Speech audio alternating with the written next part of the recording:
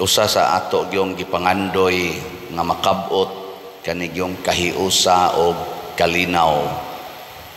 Ligay mong tupad na malinawon ra mo sa inyo. Nako no.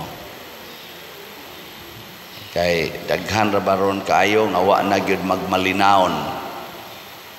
Nya panahon sa kalisod sama ning panahon sa panagbangi, panahon sa gubat, panahon sa krisis sa kwarta, krisis sa moralidad, krisis sa hustisya, krisis aning tubig, krisis sa pagkaon. Ang resulta, magpinatyanay ang mga tao, mag-away ang mga tao tungod kay di gyud makakabot sa kalinaw. Unsa may gisuggest ni Kristo nga makapahimo natong malinawon kung atong tan-awon ang atong unang pagbasa, ang pinakauna yung requirement mao ang pagpuyo sa kamatuoran. Matud pa ni San Pablo, ako usa ka Pariseo, gi priso ko karon tungod kay nituo man ko nga banhaon ang mga patay. Kamatuoran man na nga banhaon ang mga patay. Ang kadtong wa mo tuo ana, gubot dayon mo tong Saduceo ug Pariseo away na. Pero si Pablo igo rang nagsangyaw sa kamatuoran. So di gid ta magkahiusa basta magpuyo ta sa bakak. Gilingay mong tupad na wa ka makapamakak rong si manaha. Wa ka mamakak karong si manaha. Okay kayo. Magkahiusa kita. Pero mamakak na ganita bisag unsa pa nato himog mga butang nga kunuhay magkahiusa ta, pero gibase sa bakak mo resulta gid na. Nya asa man ang kamatuoran magsukad anhi gina sa atong kasing-kasing, dili nang kamatuoran nga naaras bakba or naara sa imong external nga buhat. Ang tinuod yung kamatuoran naas kasing-kasing. Kanabang mudawat kita unsa ta, kinsa ta, aron nga maka kamautang mo makigrelasyon sa atong isig katao, isip o binase sa kamatuoran. Pras nako pare, makigrelasyon ko ninyo isip pare, kung dawaton ginako nga pare ko. Pero ako ganing hunahon-naon nga ulitaw sad ko, basig pipila ninyo akong panguyaban. Kung ako nang hunahon-naon ba nga di ko pare, nya labi nagmakauyon-uyon ko, nya magkauyon mi, aw di makapanguyab sad ko. Mao na nay resulta nga magkagubot kay wa naman ko magpuyo sa kamatuoran sa akong pagkapari. Kamusang mga bana, puy igyod nga naamoy asawa. Dili kay kun malayo mo sa inyong asawa, mura dayon mo ulitaw, na gani mo sikit-sikit, hikap sa dayon, layog sa dayon, kuot sa dayon. Ana, ayaw, puy igyod nga, ikaw bana ka, kamo sa mga asawa, pagpuyo san mo isip asawa. Asawa ba? Kinsa may inyong paibugan sa inyong lawas? Ang laing tao o inyong bana? Ha? Ang ano, mag-short-short, mamugmugbo kayo, mag-spaghetti-spaghetti, mansad mo maglakaw, musdan, nga makakita ang tanan. Dito na isulob sa inyong kwarto, kuyog sa inyong bana. Aron, maunga na ito mo nga na. Ikaw, magsikag display anang imong lawas diha, nya imong bana to as abroad. Nya ikaw, magsigi kag short-short, pagwapa-gwapa, kukunuhay, pasiksi-siksi ka. Nya, kanang nagtanaw nimo, silas pare, ang sa may mahitabuan na, magpunay nagdaig-daig nimo. Nya, wajud kay mo testing na.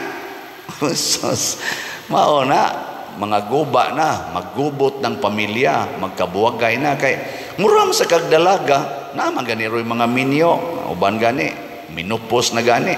Mga ambisyon pag yun nga, mura silag dalaga tan-aon. Sige pag yung problema ng ilang mga bilbil, anak, kanang ilang mga barikos, problema, ay ayaw na tiwasono na ka, puyi ang kamatuoran.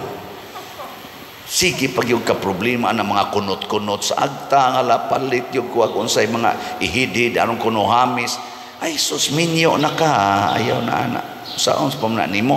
Magpakadalaga pa ka. Kulor-kulor anang buhok niya, manumpay pag yung pilok. Ay sus, nalisod, maganda kang kakita sa daan, niya imong pilok, imong pag yung isumpay, samot na kahanap na ng imong tanawonon. Ayaw na, puyi na ang kamatuoran. Di ba? Unyagwa sa kay kwarta, mangutang gid ay ka. Para imong ipakaon sa imong mga anak og nimo ipa-eskwela. Ayaw. Nabutay niingon ako, pader, di na madakaron makapangutang kita kay ang sweldo pader kuwang gyud kayo. Nako di ko kumtuwa na. Di ko mutuo nga kuwang ang sweldo. Sobra lang ang imong pangandoy. Sobra sa imong sweldo ang imong pangandoy. Ako pila may imong sweldo? Siya 500. Niya kuaag deduction mo abot 400 ang adlaw. Nako niya. Unsa may palito nimo anak para sa imong mga anak? Oh, siya pliti pas akong anak eskwelahan. 150 na daan. Pila na lang. Niya ako pang pliti, ako pang kaon. Bayranan pas kurinti.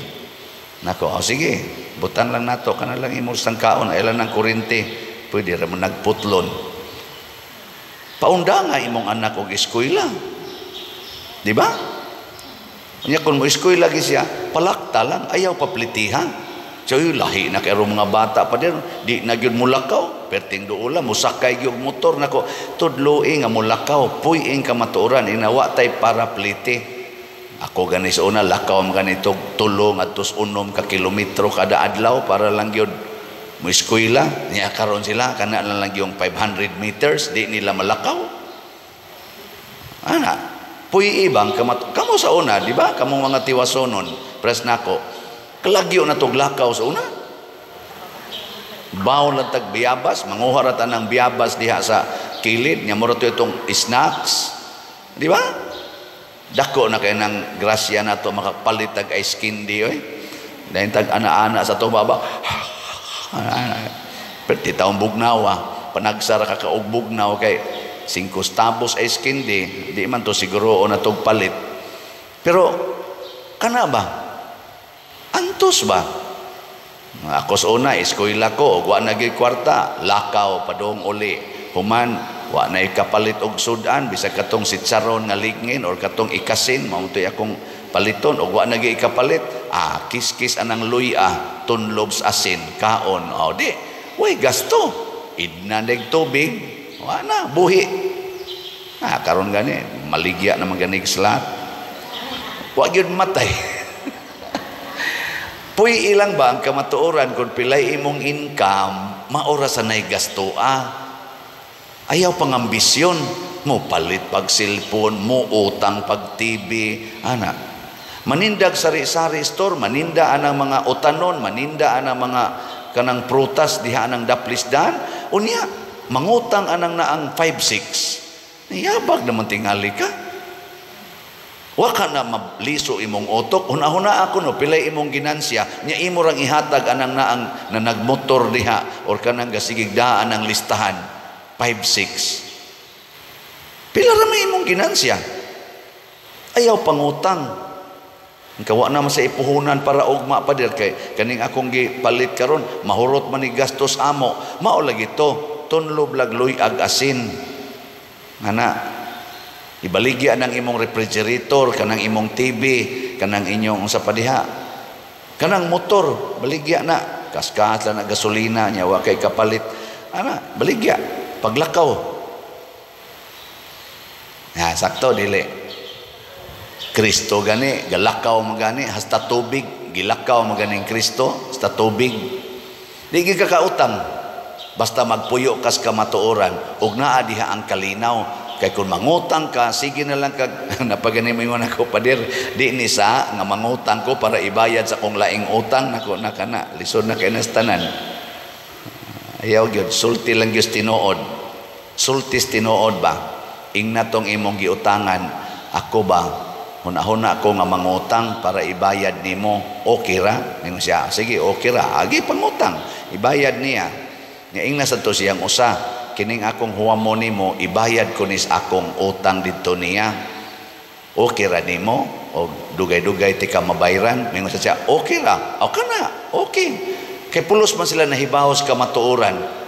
Pero imong saad-saaran, sunod simana, bayran ti ka, niya imo ditong gibayad spikas. Pag sunod simana, di ka kabayad niya. Mayingon sa ka, sunod simana, bayran ti ka, nangilad na kaana. Sultihi siyas tinuod, kamatuoran. Ikaduha, nga gibuhat nila, si Kristo, ningon siya, nangandoy kong magkahiusa, kining akong mga apostoles, kining akong mga disipulo karon, o kanimo amahan. Pero nangandoy sad ko nga ang tanang tao makighiusa unta namo og kanimo. Kana bang ang atong pangandoy, mangandoy ta nga ang tanang tao magkahiusa. Dili ta mo sugnod aning pagkabahin-bahin. Kanang paglinibakay makapahiusa nas tanang tao o makabungkag. Kusga. Lingay mong tupad na wa ka kapanglibak. Ingna ba? Na wa ka kapanglibak. Makabungkag man di ay ayaw libak ka. Kanang inyong pagbungol-bungol, kanang magsigig kinontrahay, kinusmuray snaong makapahiusa na sa tanang tao. Dili ang pagpasayloay, ang pagdinawatay, mauna siya ang pag-antos ngadto sa atong isig katao, maunay makapahiusa. Tinuod ang kahiusa mga igsoon, mao gini mohatod natos tinuod nga kaluwasan. Di gid ta maluwas basta di ta magkahiusa. Sakto gyud kay nga prinsipyo, pero usahay ang atong pangandoy sa panaghiusa dili Diosnon, yawanon. Kana bang magkahiusa lang mi kay kami mo'y member sa fraternity. Nya kamo sa diha nga member sa laing fraternity, naghiusa sad mo. Nya di man ta parihag prinsipyo, mag-abot ganita, magpinatyanay ta. Di na siya maoy panaghiusa. Ang panaghiusang tinud-anay nga kitang tanan mahimong usa. Muna modelo gyud ning atong simbahan, ang One Holy Catholic Church. Kay ang Catholic Church nangandoy nga magkahiusa gitang tanan. Munang duna ganitay movement sa ecumenism. Ang ubang mga sikta atong imbitaron na magmalandong lang tagon, mag-sharing tas atong practice of faith. Di lang ta mag-away, di lang ta magpunay glalis, kay magsigi tag glalis nga kamigoy sakto, kamoy sayop.